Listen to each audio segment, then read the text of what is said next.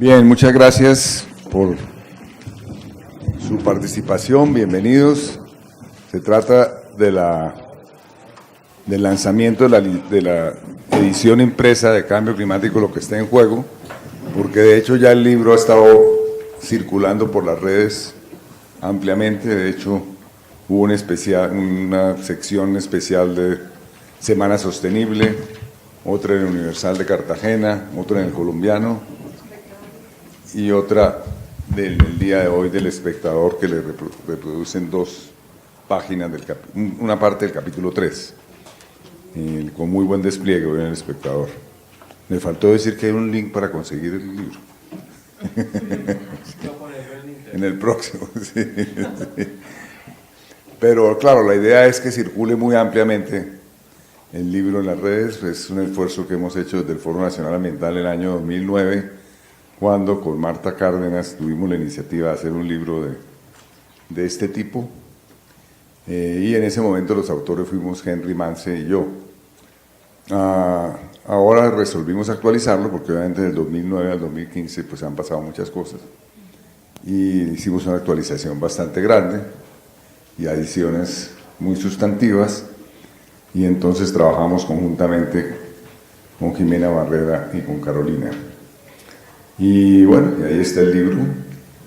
Simplemente lo único que tengo que decir es que muchas gracias a las instituciones del Foro Nacional Ambiental, a WWF y FESCOL, muy en primer lugar porque digamos son dos patrocinadores muy claros del libro, y también la tercera entidad pues es la Facultad de Administración de la Universidad de los Andes. Justamente aquí está Henry Gómez Amper, que es el director, el presidente del Comité de Publicaciones de la Facultad de Administración de la Universidad de los Andes. Entonces esas tres miembros del foro, WWF, FESCOL y la Facultad de Administración, tuvieron mucho que ver, pero obviamente eso es el tipo de especialización que tiene el foro, que para ciertos eventos unos meten el hombro y para otros eventos otros lo meten. En este caso hay que recordar también que el Foro Nacional Ambiental hacen parte la Fundación Alejandro Ángel Escobar, la Fundación Natura, Tropenbus, el Ecofondo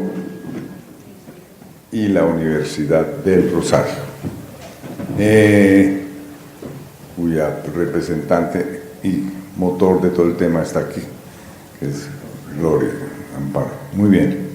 Entonces, fuera de esos reconocimientos no tengo nada más que decir, sino de nuevo agradecer también.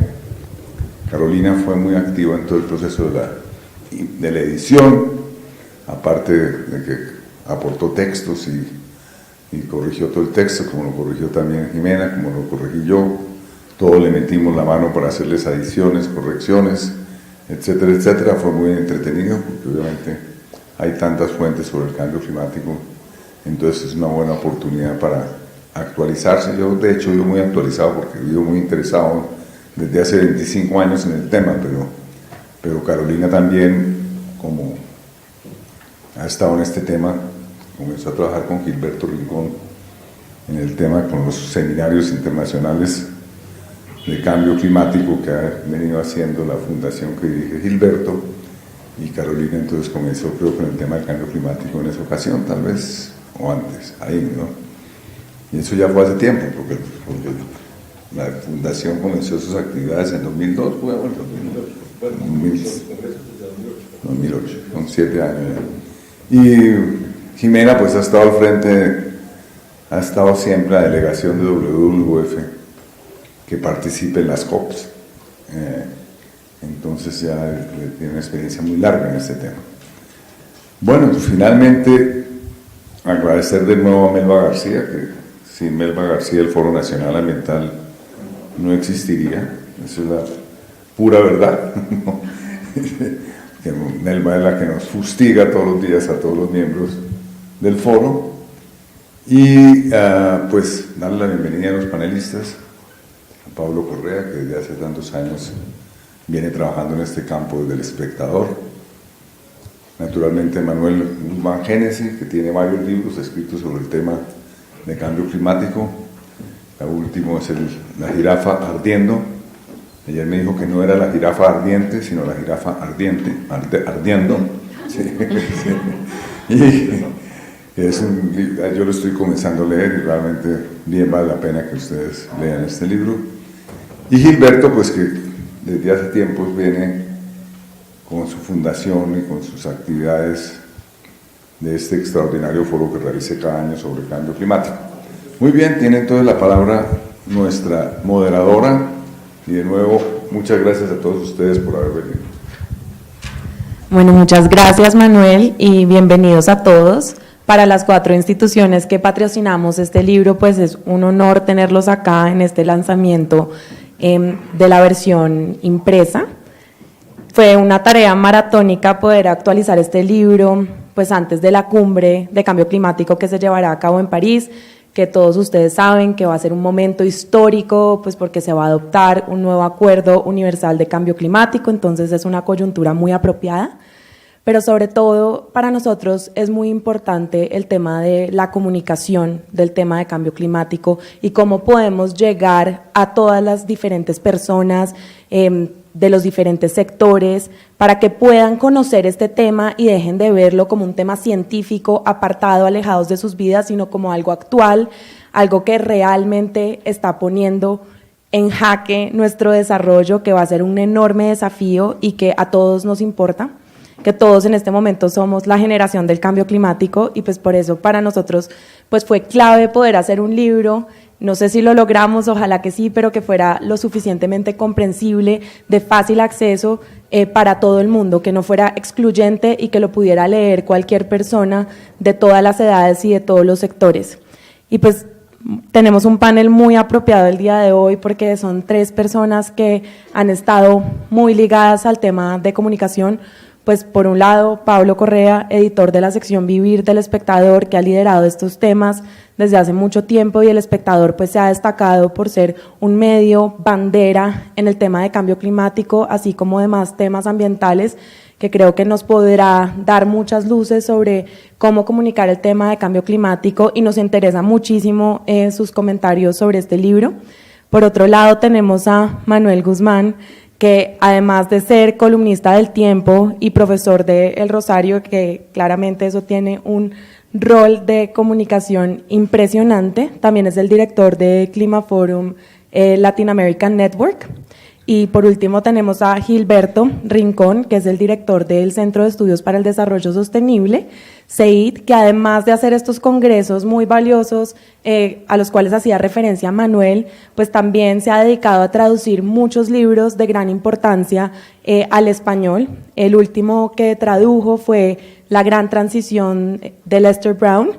Entonces, pues también ha jugado un rol muy importante en masificar y dar a conocer estos temas de cambio climático. Entonces, pues muchas gracias por estar acá con nosotros, por sacar el tiempo. Para nosotros, pues es un honor. Y pues quisiera empezar por darles la palabra para que nos den pues su comentario general del libro. Pablo. Por edad tiene... Bueno, pues primero diría que la edición impresa quedó muy linda. A mí el diseño me encantó, como dijo Carolina, creo que es un diseño, solo la presentación está pensada para muchos públicos. Yo creo que esta es una de esas tareas que, pues al menos los que trabajamos en estos temas, uno se levanta todos los días y dice qué bueno sería tener un libro que resuma toda la ciencia del cambio climático, que resuma lo que está pasando y para dónde vamos y que le explique a la gente las negociaciones. Y pues al menos yo como periodista siempre estoy diciendo, bueno, eso hay que hacerlo, pero es también una de esas cosas que uno nunca hace. Y pues es muy bueno saber que 3 personas se sentaron a trabajar en eso. Creo que condensar, es un libro que condensa todo este gran debate que tenemos frente a nuestras narices y lo hicieron de una manera muy didáctica, con unos datos, pues tengo la sensación de que cogieron lo mejor que ellos 3 y más Henry, ¿se dice Mance? Han recogido a lo largo de sus lecturas. O sea, Manuel, con toda la experiencia que tiene, estoy seguro que aquí no sabemos qué datos recogió cada uno, pero como que se dedicaron a picar lo mejor de todo lo que se han cruzado en sus lecturas, y creo que ese es para mí el aporte más valioso. Bueno, muchas gracias. Sí, Gilberto, por favor. Pues ante todo agradecer la invitación, realmente yo estoy muy complacido de que Manuel y ustedes han tenido la diferencia de que diga algunas palabras con ocasión del lanzamiento de este libro. Realmente es pues una versión mejorada de lo que publicó Manuel a tiempo de la reunión de Copenhague, y creo que es supremamente valioso, digamos, no solo para la comunidad ambientalista, sino para todo el mundo que tenga un conocimiento de primera mano y de una forma tan didáctica como ha sido redactado este libro. Yo creo que es muy valioso y es un resumen excelente de lo que está pasando y un aporte, digamos, al proceso que debemos vivir de socialización y empoderamiento de este tema. Yo he preparado unas pequeñas palabras que me propongo leer, que las traje más como reflexiones para que se abra un debate sobre los temas, digamos, de la Convención de Cambio Climático y lo que puede significar este acuerdo en todo el proceso que estamos viviendo, digamos, de descarbonización de la economía. No sé si te parezca oportuno o le damos primero la voz a Manuel.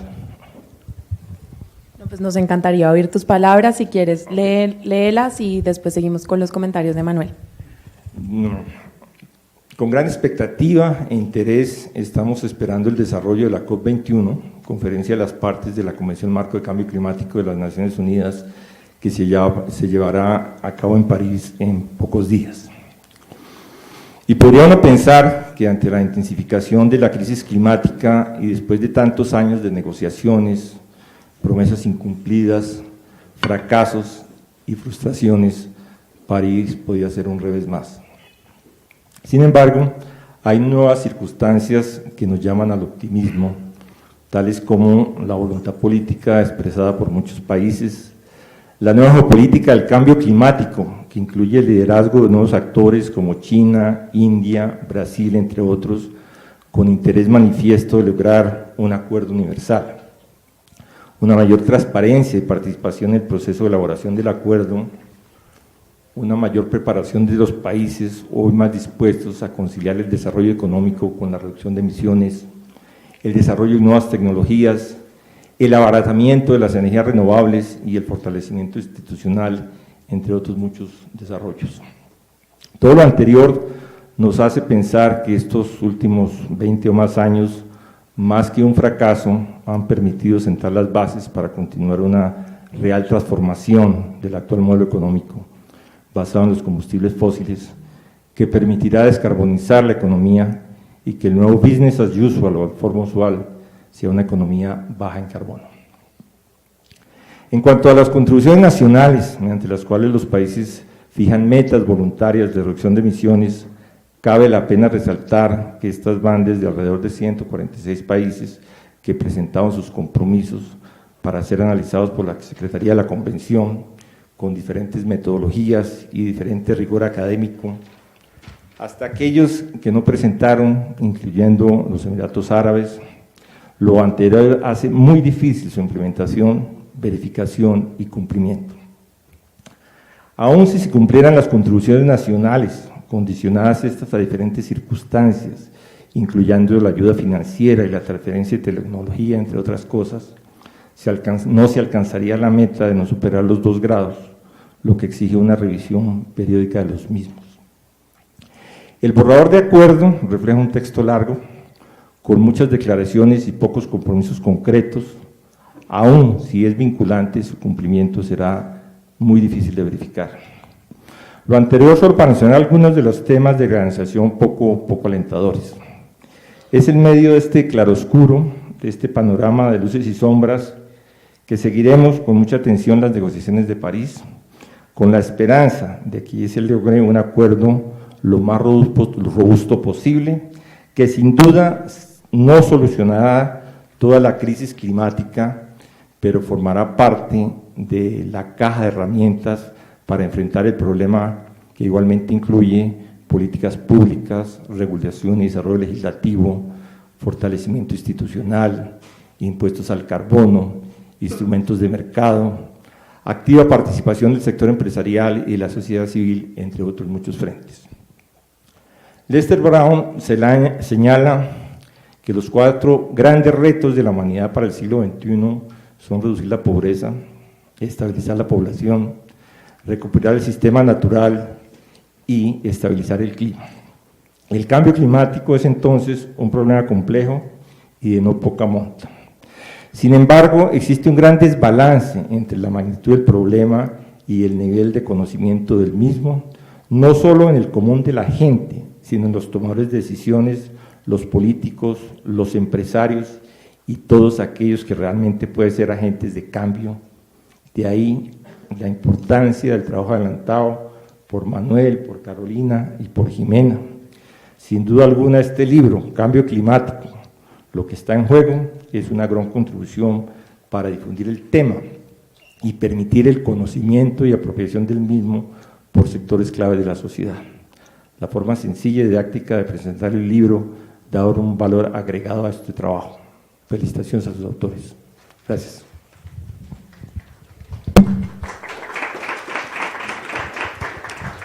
Muchas gracias, Gilberto, por las palabras y por las reflexiones. Sin duda están en línea con nuestros planteamientos también en el texto. Y ahora, pues, para finalizar esta primera ronda, Manuel, nos gustaría tener tu apreciación. Va a haber 2 rondas. Sí. Ok. Entonces, no, para reservarme para la segunda, lo de debate, que es la última parte del libro, lo que plantea qué es lo que está presentando el país y cómo se ve el tema de París, ¿no? A mí también me gustó mucho el libro, me gusta la diagramación del libro, la manera como presenta atractivamente la amenaza, ¿no? Lo que está en juego es la vida. 500.000 personas mueren cada año en el mundo, hoy, como consecuencia del cambio climático. La economía del mundo está invirtiendo el 1.8 del PIB global, si no se hace nada de aquí a 2030.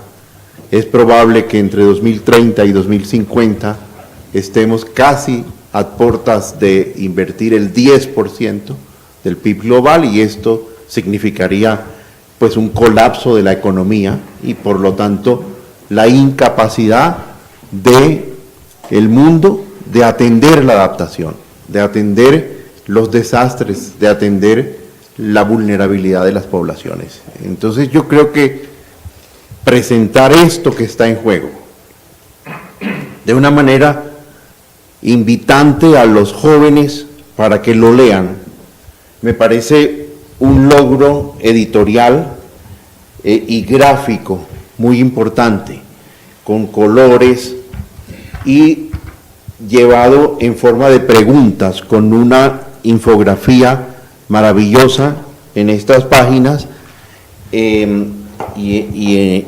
presentado de manera muy pedagógica y muy didáctica la primera parte, digamos, las 2 primeras partes del libro que supongo que es lo que se retoma del año 2009 y que cuenta la historia de qué es este problema, de qué es el cambio climático, de por qué estamos aquí, etc.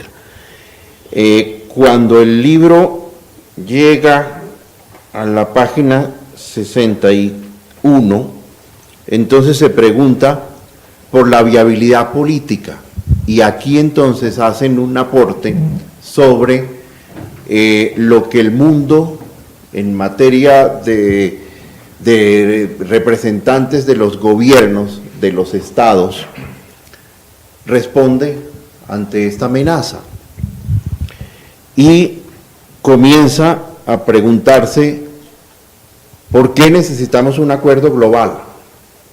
En realidad, yo creo que este es el primer problema que compromete a la humanidad entera a la necesidad de hacer un acuerdo global. O sea, es la primera vez que como civilización y como cultura nos vemos abocados a ponernos de acuerdo todos con todos. No sirve que un solo país avance y haga una propuesta. Hay la necesidad de concertarnos, y para esto el sistema de las Naciones Unidas es también el mejor invento que nosotros hemos hecho como cultura para sentarnos en una mesa y ponernos de acuerdo. Desafortunadamente, todos ustedes conocen, y el libro no lo oculta, que el sistema de las Naciones Unidas ha sido insuficiente en estos últimos 25 años para enfrentar el problema. Y en virtud de eso, yo sospecho que el propio sistema, que digamos que el propio conocimiento y pensamiento del mundo se ha dado cuenta de esto y está diseñando desde Lima un esquema de actores no estatales que creo yo que va a ser uno de los logros de la Cumbre de París. Desafortunadamente no va a haber logros de acuerdo a lo que la ciencia pide en materia de reducción global de emisiones, pero en materia de nuevos actores, en materia de este relevamiento de los actores estatales, sin que el relevamiento signifique que no deben seguir trabajando, sino de que deben trabajar con nosotros, con las sociedades civiles de todo el mundo, pienso que va a ser como un punto a favor a partir de la Cumbre de París. Yo había señalado en esta segunda parte, como quiero concentrarme como en la segunda parte del libro, la que parte del análisis del protocolo de Kioto y se pregunta por qué no fue suficiente el protocolo de Kioto y cómo se ve el tema después de París. No sé si lo hago ahora de una vez o después. Pues si quieres, continúa con ese análisis porque después va a hacer una pregunta en otra dirección. Entonces, Haría una observación, Manuel. Cuando dijiste que el sistema de Naciones Unidas era el mejor, me acordé de un amigo que tiene un libro muy bueno sobre el marketing político. Y le dice, hombre, es que su libro es muy bueno. Y entonces él dice, no es que sea muy bueno, es que es el único que hay. Yo creo que con el tema de Naciones Unidas pasa exactamente lo mismo. Yo creo que es una organización que tiene demasiadas falencias y demasiados problemas de burocracia política, pero digamos es el único instrumento internacional con el que podemos trabajar. Simplemente eso. Bueno, entonces, ya para terminar con la primera parte del libro, que me parece que es ilustrativa, sobre todo para estudiantes, yo quiero decir que yo voy a recomendar este libro como libro guía en mis clases de la Universidad del Rosario, que justamente ahora vengo de una reunión con el decano que promete al aula mutis, al claustro, ¿a la qué? No es el aula máxima, el claustro mutis, a donde hay medicina. ¿Cómo se llama? La quinta mutis. Vamos a ampliar la cátedra que en este momento se dicta solamente en el claustro del Rosario y que en este semestre se dicta con una monitoría de un delegado de la especialización que dirige Gloria Amparo hacia la Mutis y hacia la sede norte, donde está administración. Ese es el plan que hay para el año entrante. Pues entonces va a ser la oportunidad para poder recomendar este libro, porque en realidad no hay un libro que cuente de manera tan pedagógica y tan bonita el problema. Yo no lo conozco, por lo menos, me parece importante hacerlo. Y sobre todo, que también en la segunda parte del libro revela la dificultad como civilización que tenemos para enfrentar el problema. En materia, se anticipa a lo que va a proponer la Cumbre de París y hace un análisis bastante descarnado, no solamente de la cumbre de París, sino del papel de Colombia en esa cumbre en materia de las contribuciones nacionales que hizo. Lo primero que el libro pone, cuando se pregunta por qué no fue suficiente el protocolo de Kioto, entonces enumera 5 cosas. No incluyó a todos los países, las metas eran muy modestas, los países en desarrollo no asumieron las metas de reducción que les tocaba, no incluyó todas las emisiones y no enfrentó de manera contundente el problema de la deforestación. Dice esas 5 cosas. Yo le agregaría una 0 antes de la primera, y es la Convención Marco de Cambio Climático, de la cual se deriva el Protocolo de Kioto, tuvo una falla de origen que consistió en el objetivo de la Convención Marco. El objetivo de la Convención Marco dice: hay que hacer todo lo que sea posible para evitar que la temperatura global de la Tierra, que ha venido creciendo, pase de un determinado número de grados que comprometa la vida, que haga interferencias en la salud humana y en los ecosistemas, etc. O sea, el verbo que utiliza la Convención es detener, es hacer todo lo posible por detener, sin ir a las causas. O sea, la Convención es reactiva frente a la evidencia científica de un problema que ya se conocía y propone hacer cosas para detener. Yo tengo la sensación de que desde ahí parte la dificultad que ha tenido el Protocolo de Kioto, que ha tenido el mundo para proponer soluciones de reducción de emisiones, para proponer soluciones globales que por lo menos detengan el problema. Yo adicionaría eso, es importante. Yo creo que el problema de las negociaciones ha estado en la dificultad que ha tenido el modelo económico y la economía de entender que es posible conciliar sostenibilidad con desarrollo. O sea, y los países siempre especialmente los países en vía de desarrollo, han manifestado su preocupación de adquirir compromisos de reducción de emisiones porque consideran que esto conlleva sacrificar el desarrollo de sus pueblos. Y digamos, el protocolo de Kioto, independientemente de las frases o las expresiones que tengan en los antecedentes de la Convención, sí claramente refleja esa preocupación, porque fue un acuerdo donde únicamente adquirieron los compromisos los países desarrollados y los países en desarrollo sistemáticamente se negaron, digamos, a adquirir compromisos por su temor a que es imposible. Y yo creo que es un dilema que todavía sigue, todavía no hay claridad, digamos, si podemos conciliar desarrollo y sostenibilidad. Y si uno lo ve en Colombia, pues estamos en ese gran debate, digamos, un gobierno tratando de satisfacer necesidades de la población, donde hay niveles altos de pobreza, donde los recursos, digamos, mineros y los recursos extractivos son los que constituyen la riqueza del país para hacer desarrollo. Entonces sigue todavía en ese conflicto entre desarrollo, bienestar y sostenibilidad. Y no lo hemos podido conciliar, ni lo hemos podido conciliar en Colombia, donde vemos unas políticas públicas que difieren mucho, digamos, en muchos aspectos, el tema de la minería, con lo que representaría sostenibilidad y conservación de los recursos. Y eso no pasa solamente en Colombia, ese es el mundo entero que tiene. Los países hincan, digamos, su futuro en la explotación de sus recursos naturales, porque esa es su riqueza, y con eso es que quieren desarrollarse. Y tratan de buscar una forma de armonizar eso con el tema del medio ambiente. Y por eso es que ha fracasado el protocolo de Kioto, por eso es que ha fracasado los acuerdos internacionales, y por eso es que uno ve que tímidamente este acuerdo tampoco va a reflejar unos grandes compromisos por parte de los países desarrollados para llegar a una real descarbonización de la economía. Yo, a propósito de lo que dice Gilberto, yo tenía una pregunta para los autores, y es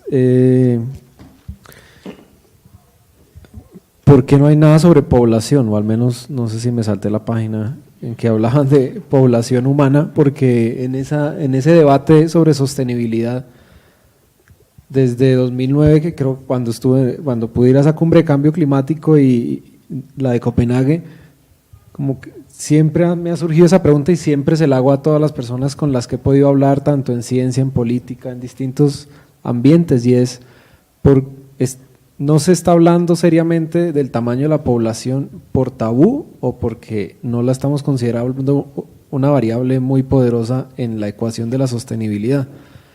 Y no sé, de una manera pues muy simple y ramplona, yo pienso que cuando uno tiene, cualquiera que tuviera una finca sabe que en ese hectáreas que tenga su finca puede solamente sostener un número determinado de animales con un número determinado de recursos.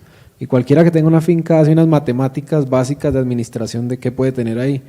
Pero nunca escucho que estemos hablando de ese tema en serio. Pues no sé, bueno, esto es más como por abrir un poquito el debate sobre el libro también. Entonces sí me gustaría escuchar la opinión de ustedes, y le añado otra cosa. Bueno, aquí que están todos los amigos ambientalistas que los vi haciéndole una fuerte oposición a Peñalosa. Una vez ganó, el tema que surgió inmediatamente fue la reserva Van der Hamen, y entonces es que van a construir viviendas ahí, y empieza la pelea sobre la construcción de viviendas, sobre la sostenibilidad, y la pregunta de nuevo que yo me planteo es: ¿el problema es las viviendas y el sitio, o el problema es que somos 8 millones y vamos para 9, para 10, para 11, y dónde van a ser esas casas? Entonces, ¿el problema son las viviendas o el problema es la cantidad de seres humanos? Entonces simplemente me gustaría saber cómo están pensando ustedes también ese problema. ¿Por qué no quedó aquí? Sí. No solamente población, sino el tema del crecimiento, que es lo que está en la base. Nosotros pues, creímos que este era un planeta infinito, y con base en eso inventamos todo el desarrollo y todo el progreso. Y nos olvidamos de que un griego, Eratóstenes, había medido esto y había llegado a la conclusión de que esto solamente tenía 509.000 kilómetros cuadrados. Y desde ahí parte lo que Gilberto decía, que la compatibilización del desarrollo con el crecimiento y con el impacto ambiental y con el cambio climático es el hijo de la crisis ambiental global de los años 60, y de alguna manera él es también el hijo de haber creído que con el desarrollo sostenible de 1992 íbamos a resolver la crisis ambiental global de 1960, y nos dimos después cuenta que no fue posible hacer eso, y que no solamente no fue posible resolver esa crisis ambiental, sino que al no ir a las raíces y al formular una convención marco de cambio climático sobre las consecuencias y no sobre el tema de las raíces, permitimos que creciera el cambio climático global, hasta los límites que hoy amenazan la vida. Y volviendo al tema de esto, aquí el libro lo trae en palabras de Rajendra Pachauri, que era el presidente del panel intergubernamental de científicos. Él dice: nadie está hablando sobre un cambio en el estilo de vida, un propósito ineludible si pretendemos luchar contra el calentamiento global. Cuando entonces ponen el pensamiento de Pachauri, que toca lo que el presidente Bush arguyó como elemento central para retirarse del protocolo de Kioto. Bush, que pasó, no, sino el papá de dijo: no, Estados Unidos no ha venido aquí a cambiar los estilos de vida, a negociar sus estilos de vida. Evidentemente, no solamente Estados Unidos no cambió los estilos de vida desde 1992, sino tampoco China, que copió los estilos de vida capitalista y los mejoró, y hoy es más emisor de dióxido de carbono que Estados Unidos. Bueno, muchas gracias. Quisiera tomarme el atrevimiento de dar la respuesta que nos hace Pablo Correa en representación de todos los autores del libro, pero si consideran que algo me hace falta, pues por favor no duden en interrumpirme, tanto Manuel como Jimena. Pues en el libro realmente sí contemplamos el tema de la población y el crecimiento poblacional desmedido que tenemos en este momento como una de las grandes presiones a las que nos enfrentamos. En este momento somos 7.000 millones de personas en el mundo, y está pronosticado que probablemente en las próximas décadas pasaremos a ser 11.000 millones de personas, y claro que eso pone una gran pregunta de cómo vamos a alimentar a esas personas. Entonces, un tema de seguridad alimentaria y cómo vamos a poder hacerlo de una forma sostenible. Pero sobre todo quisiera hablar de algo clave, y es que nosotros en el libro, digamos, queremos ser muy claros en que el cambio climático no es la amenaza más grande a la que nos enfrentamos, sino que hace parte de un enorme cambio global. Y por eso, digamos, la conclusión del libro es que en este momento, desafortunadamente, vimos el cambio de era geológica, pasamos del Holoceno, la era geológica en la que estamos desde hace 10.000 años, que nos permitió construir las grandes civilizaciones que conocemos, en el momento en el que pasamos a un sistema agrícola, que pasamos de ser nómadas a ser sedentarios, y el Holoceno tenía unas reglas del juego que nos permitieron operar de una forma segura, que nos permitieron construir estas grandes civilizaciones, y desafortunadamente por el impacto de las actividades humanas y la apuesta de desarrollo que hemos tenido, donde hemos creído falsamente, hemos tenido en el imaginario que los recursos son ilimitados cuando no lo son, pues realmente hemos transgredido 3 de los 9 límites planetarios, entre ellos la pérdida de la biodiversidad. Actualmente, pues, los científicos están diciendo que estamos en la 6ª extinción del planeta, siendo la de los dinosaurios una de las extinciones del planeta, pero esta 6ª extinción, digamos que causada por las actividades humanas. La otra es la concentración del nitrógeno, el ciclo del nitrógeno, también ya sobrepasamos ese segundo límite planetario, y en tercer lugar, el cambio climático. Y haber sobrepasado esos límites planetarios es básicamente lo que nos sacó de una era geológica en la que sabíamos cómo operar y nos puso en el antropoceno, una nueva era geológica en la que realmente no tenemos idea cuáles van a ser las reglas del juego ni esto qué va a significar para la humanidad. Entonces, claro, el cambio climático es un tema crucial, es una amenaza enorme al desarrollo, y eso es otro de los mensajes del libro. El cambio climático no es un tema ambiental, no es un tema científico.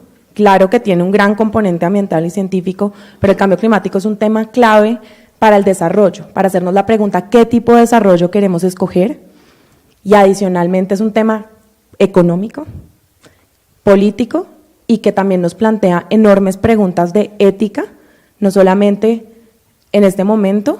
El tema de la equidad, digamos, en el Acuerdo de París es un tema que debe estar en el corazón, pero también la equidad con las generaciones futuras que van a tener que asumir los impactos más devastadores. Entonces, es importante entender que el cambio climático hace parte de ese enorme cambio global que tiene muchas presiones, entre ellas también el aumento poblacional, que tratamos en el libro, desafortunadamente no en una forma tan extensa como nos hubiera gustado, pero sí es una problemática de la cual somos conscientes y creemos que es una amenaza. No sé si alguno de ustedes quisiera complementar mi respuesta. En el libro, creo que en un par de renglones se dice que eso no se negocia porque ni los musulmanes ni la religión católica aceptan. Punto. Ese tema no puede discutirse en la Asamblea de Naciones Unidas. Está perdido ese tema, porque hay 2 grupos muy poderosos, que son los católicos, los cristianos y los musulmanes. No, hay 2 grupos muy poderosos que son los cristianos, parte de los cristianos, los católicos definitivamente, y los musulmanes, que no admiten que el tema se negocie, ni siquiera su mención hoy en día. Entonces, las Naciones Unidas han resuelto simplemente no traer el tema porque es perder el tiempo en cualquier negociación, puesto que tiene el veto de unos grupos muy poderosos, comenzando por la Iglesia Católica. En las primeras negociaciones de la Convención de Cambio Climático y en Río de Janeiro se tocó el tema muy fuertemente, y todo el tiempo siempre se levantaba el representante del Vaticano, el representante de los Emiratos Árabes Unidos y Argentina, a nombre de los países católicos. Y ahí quedó el tema. Entonces, es un tema que no se discute, es un tema sobre el cual hay muchos estudios científicos, pero que no puede ir a la mesa de negociación. Muchas gracias, Manuel. Y para finalizar, digamos, la última ronda de preguntas del panel, yo quisiera hablar un poco pues, de los retos de comunicación, aunque sabemos que esto es una amenaza latente, que el cambio climático está sucediendo ahora, que ya estamos viviendo los impactos. Tuvimos en 2010 la ola invernal, ahora estamos viviendo la sequía, y aún así hay un gran nivel de desinformación. La gente, digamos, no relaciona el cambio climático con su vida cotidiana y se sigue viendo como un tema aparte, un tema ambiental, científico, que de pronto no tiene una relación directa con mi vida. Es totalmente irónico porque pues todos dependemos además de los servicios ecosistémicos y del clima para nuestro desarrollo, pero aún así la gente no ha podido ligar ese mensaje. La idea que nosotros tenemos con este libro es poder convertir a los no convertidos, poder llegarle a esas audiencias que de pronto no están tan interesadas en este tema, que lo ven como algo totalmente ajeno a sus vidas, pero que nosotros, pues todos los que estamos acá, que estamos interesados por el tema de cambio climático, sabemos que es pertinente para todos, que el cambio climático nos afecta a todos. Entonces yo quisiera saber, de pronto, desde su experiencia, digamos, ¿qué creen que es el mayor desafío y cómo podemos romper con este desafío para realmente empezar a fortalecer y crear ese movimiento climático mucho más robusto? A ver, yo creo que aquí hay muchos temas, el tema para mí es bastante complejo. Obviamente a nivel individual se pueden hacer muchas cosas y yo creo que ya se está creando una cultura sobre el tema, pero digamos para mí el problema esencial es hasta dónde digamos las políticas públicas, hasta dónde la universidad, hasta dónde los colegios están cumpliendo el rol que les corresponde en el tema del cambio climático.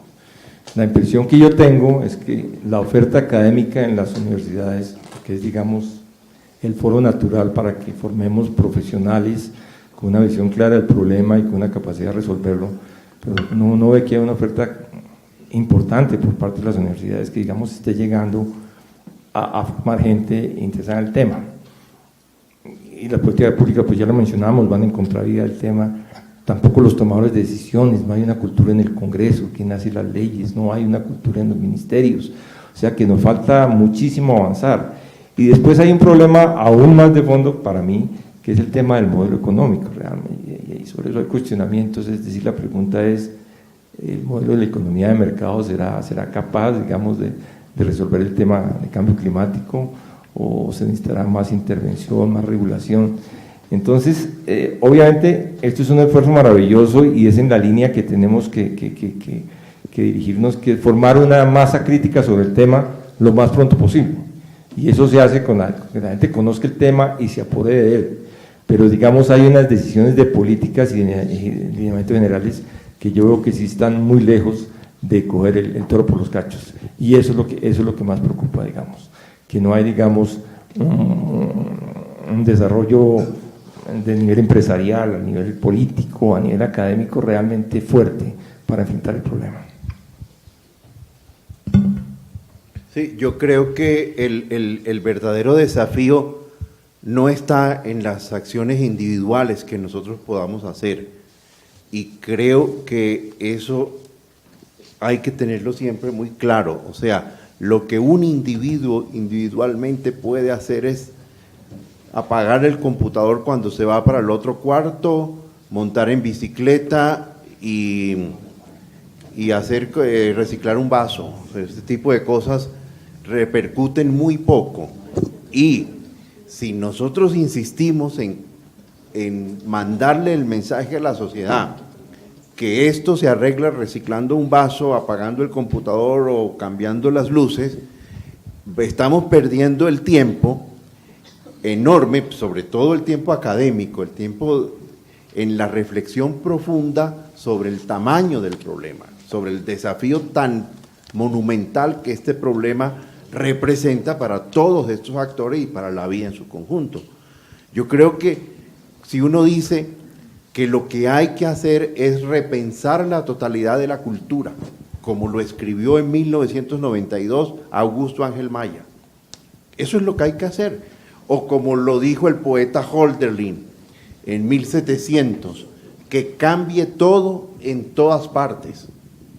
Entonces el desafío es monumental.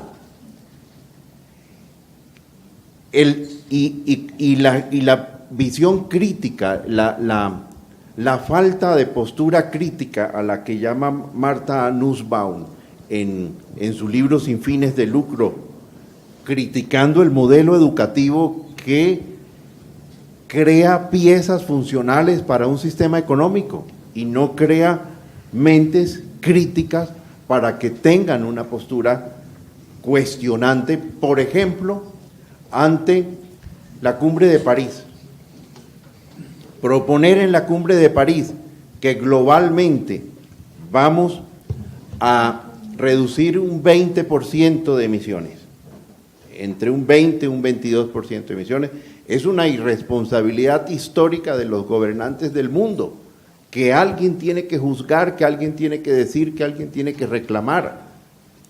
Lo que la ciencia había dicho en el año 2009 es que esas reducciones de emisiones que los países tenían que hacer, cambios significativos en sus modelos energéticos, en sus modelos económicos, en sus modelos de crecimiento, para que en el año 2030 la reducción fuera del 40% global y para que en el año 2050 fuera del 80%, porque la temperatura ha venido subiendo de manera que hoy estamos cerca de 1 grado y que con estas contribuciones, lo dice Cristiana Figueres en este libro, que con lo que hay puesto sobre la mesa llegaremos a 2.7 en 2030, pero eso es incierto todavía, eso es optimista desde el punto de vista de Cristiana. De pronto llegamos a 3 o a 4 en algunas regiones,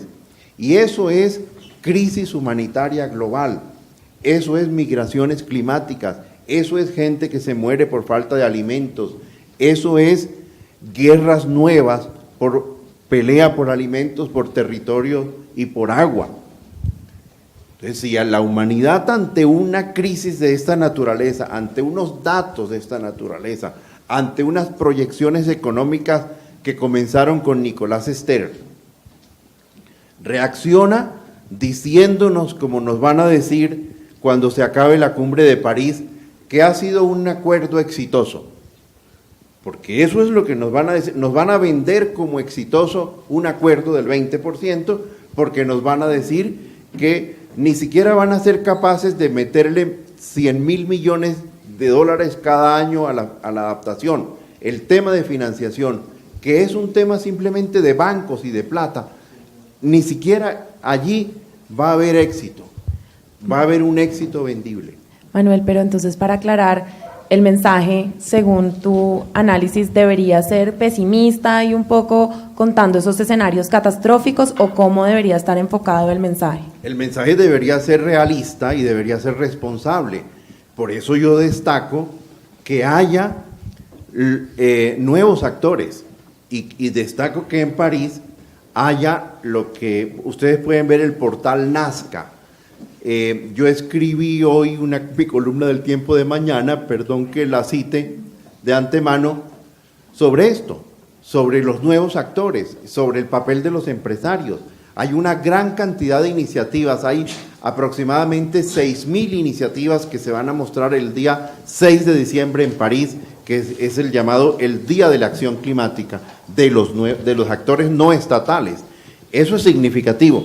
La pregunta que se hace Manuel Rodríguez en el libro es si eso será suficiente, si es suficiente este papel y este aporte de los nuevos actores en reducción de energías, en cooperativas para vender energía renovables, en comunidades que trabajan de sostenibilidad, en mil cosas, en empresas que le apuestan. Hay una cosa que se llama el RE100, que es empresas que hoy dependen 100% de energías renovables, eso se muestra, y hay mil cosas en ese portal realmente significativo y bueno, pero volviendo a la academia y volviendo al papel de la sociedad civil, yo creo que el problema no se trata de ser pesimistas o de ser optimistas, ni tampoco de dividir al mundo entre buenos y malos, ni tampoco de culpabilizar pues a Estados Unidos, a los países. Ya no estamos, eso ya no nos sirve. Lo que nos sirve realmente es sentarnos en una mesa, reconocer el fracaso, que no es el fracaso del protocolo de Kioto, no es el fracaso de la convención, es el fracaso del modelo civilizatorio, no es el fracaso del capitalismo, ni siquiera, como lo dice Klein, es el fracaso de nosotros como civilización y como cultura. Pero el primer paso que habría que dar sería reconocer eso. Y si nosotros podemos reconocer que nos equivocamos en la noción de progreso que nos ha guiado hasta hoy para conseguir la felicidad colectiva, bueno, podemos entonces aspirar a que dentro de 100 años tengamos un modelo de progreso sostenible. Y esto entonces nos remite a que el cambio climático tiene una condición generacional. No es la generación de Carolina la que va a resolver el cambio climático y probablemente tampoco la de los hijos de Carolina, si es que quiere tener, porque hoy mis estudiantes casi ya no quieren tener. Cuando yo les cuento esto, ellos se cuestionan si ya no van a tener hijos, y ese es un fenómeno que yo registro, pues, sociológico importante también en mis clases. Entonces, pues habría que pensar en todo eso, y no sé si va a haber tiempo para mirar lo que Colombia está planteando. Bueno, no, yo creo que pasemos a ese comentario final de Pablo y después tal vez tener unas reacciones de todos ustedes que están acá acompañándonos. Cuando Carolina hacía la pregunta, me hizo acordar de un físico de la Universidad de los Andes, no logré acordarme el nombre, pero hace por ahí un par de meses lo invitamos al periódico porque en el CERN en Europa pues acaban de hacer un descubrimiento nuevo sobre esto de la partícula de Dios. Entonces, bueno, buscamos un profesor de los Andes, me dijeron, no, hable con este señor. Lo llamé y bueno, apareció en el periódico un señor bajito, como un topo, todo nerd, con su cuadernito, sus gafitas. Bueno, pues fue una entrevista difícil porque además era en vivo y pues yo tenía mucho miedo que se volviera algo muy aburrido. Cuando acabó la entrevista en la que él, bueno, explicó todos esos nuevos descubrimientos de la física moderna, nos fuimos a tomar un café y en la conversación le pregunté, nada, fue una conversación muy interesante y en algún momento, ya no recuerdo por qué, le pregunté sobre algo de su academia y de su trabajo como profesor, y como que qué temor tenía, y me dijo, o sea, ese conocimiento en física y en general el conocimiento, me dijo, se ha vuelto tan sofisticado, me dijo, y la verdad es que nos olvidamos como sociedad que el conocimiento es muy frágil, la transmisión del conocimiento humano es muy frágil. O sea, estamos dando por hecho que porque tenemos libros como este, que porque tenemos computadores, bases de datos, Google, lo que sea, el conocimiento sí se va a transmitir, me dijo, pero en realidad es muy probable, el riesgo de que se rompa la cadena de conocimiento humano es muy alta. Todas esas conquistas del conocimiento humano puede ser que no pasen a otra generación. Todo esto, bueno, esta anécdota era para decir que la idea más sencilla de todas, en mi opinión, que es que los seres humanos dependemos del ecosistema que nos rodea, pues no la transmitimos. O sea, en algún momento de la historia, de aquí hay gente que lo sabe mejor que yo, se perdió. O sea, la gente todos los que nacimos en ciudades y todos los que están naciendo y quizás los que nazcan, perdimos la conexión con la naturaleza.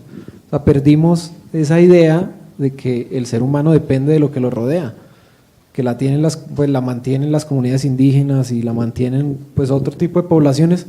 Nosotros simplemente la olvidamos. O sea, el agua sale de la llave, los pollos en realidad se compran en Carulla, bueno, y así la lista infinita de cosas.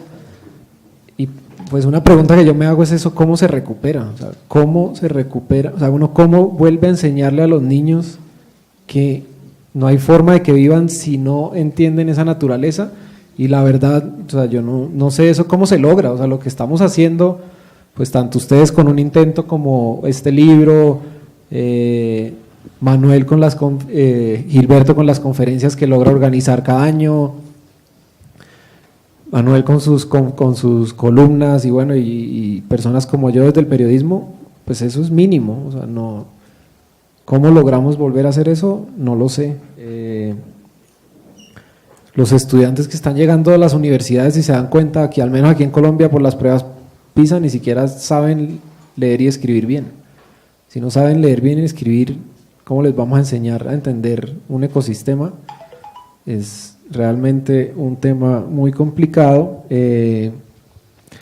Margarita, que está allí sentada, se anda quejando que hace 30 años en una cartilla de Linderena crearon los consejos verdes por todo el país, recorrió todos los municipios, había una idea de que se necesita una organización que discuta y 30 años después aparece alguien del Partido Verde con una idea parecida pero distorsionada y no se acuerdan de la de ella, y en 30 años solo la idea de los consejos verdes se desapareció, y así va a pasar, y así, ese es el gran riesgo. ¿Cómo hacemos para transmitir información de una generación a otra? Y creo que por eso no estaba tan de acuerdo con lo que estabas diciendo al final. Yo no creo que sea un proceso lineal, de que una generación avanza hasta un punto y la siguiente lo lleva hasta otro, y se rompe en cualquier momento. Hay retrocesos o avances, pero no es un proceso lineal. Bueno, muchas gracias, Pablo. Sin institucionalidad y poder local no resolvemos este problema. Insistamos en la fuerza de la localidad, en el poder local, en el empoderamiento de la gente que resuelve problemas reales. Insistamos, tenemos la oportunidad que se están discutiendo esas leyes, por favor, insistamos en solo ese tema. Sin lo local no hay futuro. Sin el poder local no hay manera de resolver los problemas ambientales. Todavía, como hace 50 años, una comunidad no sabe qué es público y qué es privado. En un municipio no sabe dónde está la línea de lo público y lo privado. Una cosa tan elemental. No sabe dónde está el borde del parque, dónde está la reserva forestal en un municipio. Solamente, gracias por mencionar, dejo esa idea. Sin lo local no hay futuro ambiental. Muchas gracias, Margarita, muchas gracias, Pablo, por esas reflexiones finales. Ahora nos gustaría poder contar también con las reacciones de ustedes que nos están acompañando el día de hoy, los que estén interesados. Creo que nuestros excelentes panelistas con sus reflexiones finales abrieron un muy buen espacio para tener un debate. Muchas gracias. Yo tengo un comentario al libro, y es una ausencia que noto en el sentido de la evaluación de la posición de Colombia en las negociaciones. Me parece que es un tema sensible y es un tema supremamente importante para el país. Yo creo que es necesario explicitar cómo ha sido y qué ha sido la posición de Colombia. Estamos todos con la idea de que hemos sido líderes, que hemos hecho una cantidad de maravillas, de cosas, pero no sabemos exactamente cuál ha sido la posición en estas negociaciones y por qué se han tomado esas posiciones, cuál ha sido el trasfondo político y quiénes han sido los actores de esas posiciones, quiénes han sido los determinantes.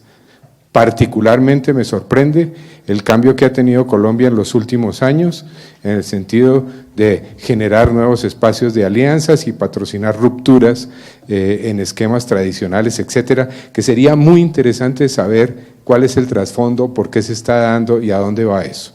Entonces, ese es un punto. El segundo punto, sí, ya más de debate político, es, bueno, ¿y el gobierno colombiano y el Estado colombiano en qué está? Aquí, en medio de esto, ¿en qué está? ¿En qué estamos nosotros? ¿Cuál es la línea que se está siguiendo? Porque lo que se ha hecho, pues es un ejercicio técnico muy bonito para decir cuál es la contribución de Colombia y cómo va a ser el proceso de adaptación, etcétera, a unos escenarios totalmente ilusorios, totalmente vagos, impensados, que no existen en la realidad, ¿no es cierto? Entonces, yo creo que tocar ese punto un poquito más sí amerita también un poco de trabajo, y los felicito y las felicito por el libro, que me lo leí todo. Muchísimas gracias. Muy buenas las ideas para una segunda edición, que podamos profundizar más en esa historia del rol de Colombia en las negociaciones. Es cierto, tocamos el tema de la posición de Colombia, pero de pronto hubiera sido interesante poderlo profundizar más. Manuel, quería hacer una... Sobre ese tema, vamos, eso se hizo adrede, no resolvimos no ponerlo de Colombia porque tendríamos que haber alargado el libro muchísimo, porque realmente, entre otras cosas, en este momento yo estoy escribiendo un capítulo para un libro sobre las negociaciones de cambio climático en los últimos 25 años y cómo se ha insertado Colombia en las negociaciones globales, ¿no? Un libro para el Centro de Estudios Internacionales de los Andes. Pero digamos, el tema es muy interesante, porque hubo un cambio muy fuerte de Colombia a principios de este siglo. Colombia era un país muy alineado antes con el grupo de los 77 en relación con las responsabilidades comunes pero diferenciadas y en negar en forma muy rotunda la cuestión de los compromisos voluntarios, digamos, era una posición bastante dura. Estados Unidos le torció el pescuezo a todo el mundo y los metió en este cuento de los compromisos voluntarios, que esa es la historia, ¿no? Que eso era lo que Estados Unidos estaba buscando desde el día cero de la convención, que es muy interesante. Entonces, el tema de los compromisos voluntarios es un triunfo de Estados Unidos monumental. No es propiamente la invención de unos países, no, Estados Unidos. Recuerdo muy bien cuando Clinton visitó al presidente Nemen, cuando iba a hacer la COP en Buenos Aires, y en una reunión Clinton le sacó al presidente Nemen los compromisos voluntarios. Cuando ningún país de América Latina le jalaba eso, era un escándalo, además. Y se lo sacó, y casi el presidente de la COP, que era Estrada, tuvo que renunciar, casi que renuncia, porque dijo, esto no se consultó con el equipo negociador de Argentina. El presidente Nemen de una vez dijo, nos vamos con los compromisos voluntarios, y en su momento fue un escándalo. Ahora yo tengo mi propia interpretación de por qué Colombia cambió de posición. Yo creo que el Plan Colombia. No he podido ratificarlo, pero yo veo que coincide con la ayuda masiva norteamericana del Plan Colombia. Ahí cambia la posición Colombia. Entonces yo creo que no es gratuito. Yo creo que eso fue una cosa del alto gobierno, que el embajador seguramente lo habló con el gobierno y dijo, nosotros no aceptamos que ustedes sigan en el cuento radical de criticarnos, etcétera, etcétera. Y Colombia entonces entró en una posición conciliadora. Esa es mi hipótesis, lo que pasa es que es muy difícil probarla. Pero yo creo, cuando veo lo que pasó con Clinton, digamos, el presidente le sacó la cuestión voluntaria al presidente de Argentina. Eso se hace a ese nivel. Después, en este caso, se supo, que yo creo que fue un error, en el caso de Argentina, diplomático. Normalmente eso no se sabe, porque es una invitación del embajador, una visita del embajador al presidente diciéndole, bueno, aquí estamos dándole $1.000 millones al año, ¿cómo así que ustedes siguen allá dando lora con unos temas? Entonces eso yo creo que tiene que ver con eso, y quiero tratar de probarlo, ¿no? Porque coincide mucho en el tiempo. Gracias, Manuel. Jimena también quería dar unas palabras y ya seguimos con las intervenciones del público. No, yo quería pues un poco comentar sobre la observación que hizo Pablo. Me parece que hay algunos elementos que sería importante fortalecer, porque yo creo que esta publicación debe ser una publicación dinámica, o sea, tenemos que sacar nuevas publicaciones profundizando sobre ciertos temas, y es también como el rol que juegan los diferentes grupos de la negociación. O sea, en América Latina yo estaba pues acompañando el proceso, digamos, trabajando con la delegación de WLF con los países de América Latina, es entender claramente las diferentes posiciones de los grupos de negociación. Tenemos los países ALBA, entender mucho más cómo es la posición de Colombia en el marco del G77, hablamos de ILAC, pero entender esos diferentes grupos y cómo no es como decir que un grupo es bueno, un grupo es malo, sino que hay diferentes propuestas que han logrado que se movilicen ciertos temas dentro del acuerdo. Por ejemplo, los países de ALBA, yo recuerdo hace un tiempo hablaban mucho del tema del carbon budget, del presupuesto de carbono a nivel global, que son cosas que realmente para WLF es muy importante que estos temas queden dentro del acuerdo, o sea, que realmente hablemos de un tema de que tenemos que incrementar la ambición, que no puede partir únicamente de lo que los países contribuyan individualmente, sino tenemos que tener en cuenta a nivel global, con temas de ambición y equidad, cómo se debe hacer esa repartición. Entonces, pues me parece importante el punto que señalaba Pablo, y pues también el interés que tenemos de poder seguir construyendo a partir de este documento para mostrar más claramente, digamos, el rol que juega también América Latina a través de los diferentes grupos de la negociación. Bueno, muchas gracias, Jimena. Y había, sí. Porque entonces después de París vamos a hacer una edición, por ahí dentro de un año, después de que se haya madurado de París, vamos a hacer una tercera edición tratando de entender las implicaciones de lo de París. Entonces ahí bienvenidas todas las observaciones sobre vacíos o preguntas adicionales. Bueno, buenos días, mi nombre es Humberto González, sí, soy meteorólogo, trabajé aquí con el doctor Pablo Leiva en la creación del IDEAN, la Oficina de Pronóstico de Alertas. En este momento dicto meteorología, sí, en el programa de la Maestría de Gestión de Riesgo y Desarrollo, y uno de los temas es cambio climático. Pues por supuesto tengo muy poquitas horas, los alumnos me han pedido mucha literatura al respecto, no tenemos aquí en Colombia, entonces hay que acudir a publicaciones en inglés o en francés. Entonces los felicito por haber sacado este documento que sirve digamos de base de material para los alumnos. Quería hacer un comentario, y aquí lo ha tocado de pronto los panelistas, el tema de la educación, ¿sí? Es una lástima que hoy en día no conozcamos los conceptos básicos, tiempo, clima, cambio climático, ¿no?, que ustedes tratan de exponer. A mí me gustaría de pronto en la próxima edición que hicieran más hincapié en qué es un pronóstico climático, qué es una predicción climática. Aquí en Colombia los medios de comunicación se confunden.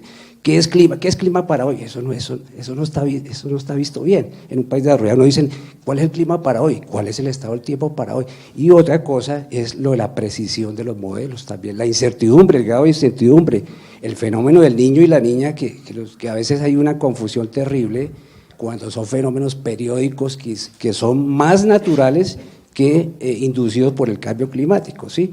Entonces, esa educación es necesaria no solamente a nivel de estudiantes pequeños, de las nuevas generaciones de nuestros hijos, ¿sí?, sino también de la gente de arriba, ¿sí?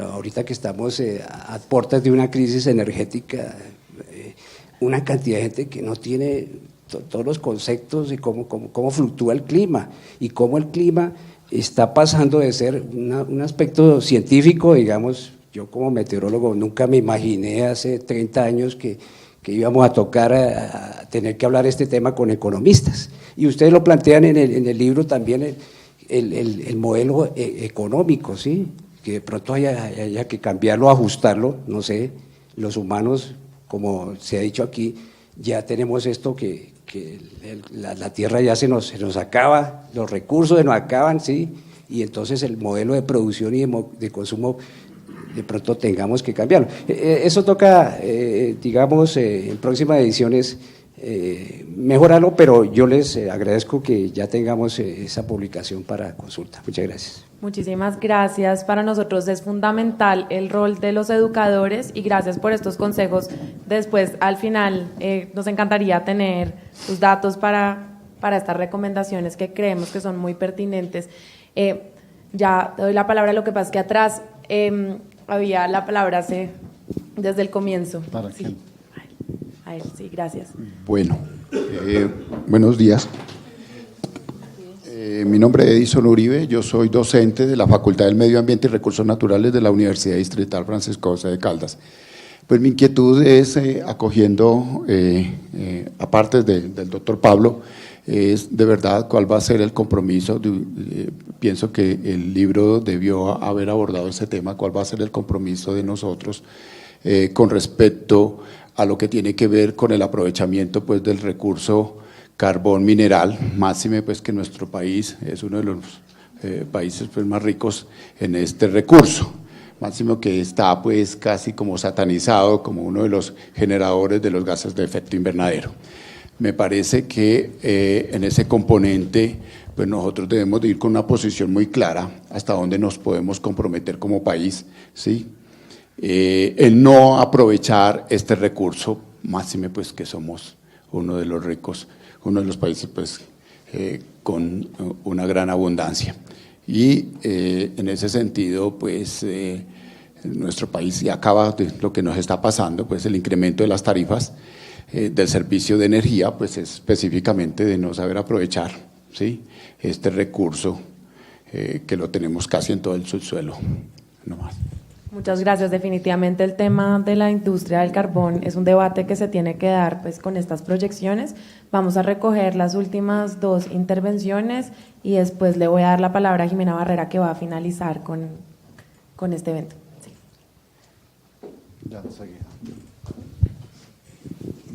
Buenas tardes, creo ya. Yo soy Alfredo Hernández, empresario. No conozco el tema, entonces creo que estoy rodeado por expertos por lo que he oído.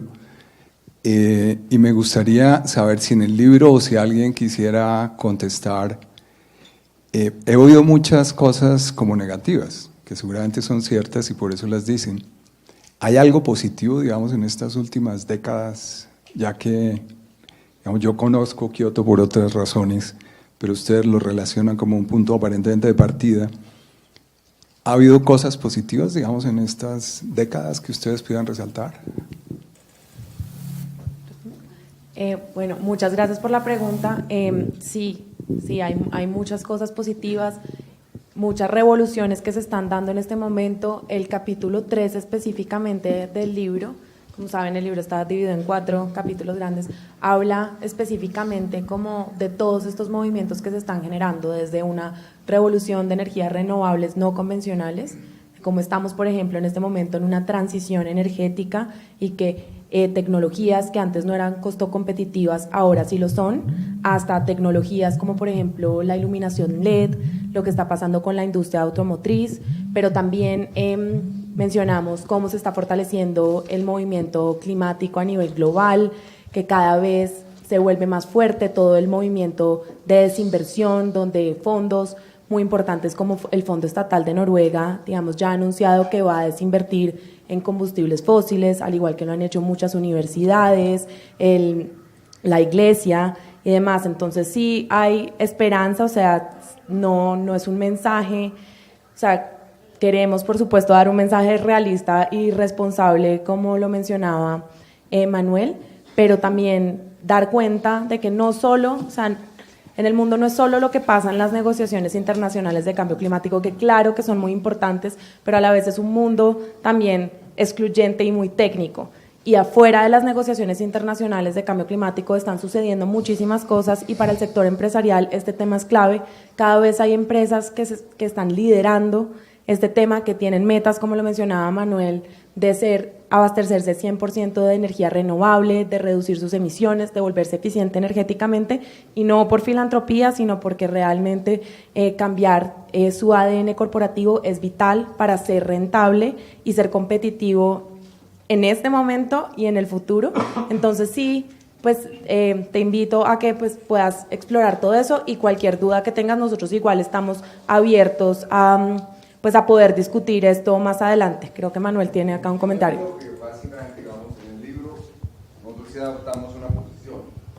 Y es que claro que hay muchas cosas positivas andando, pero que eso es absolutamente insuficiente. Que esa es la tragedia en que estamos. Porque, digamos, los más optimistas, que es Cristiana Figueres, que es la secretaria de la COP, que es el súper optimismo, dice con todos los compromisos de los países, vamos a 2.7 grados centígrados.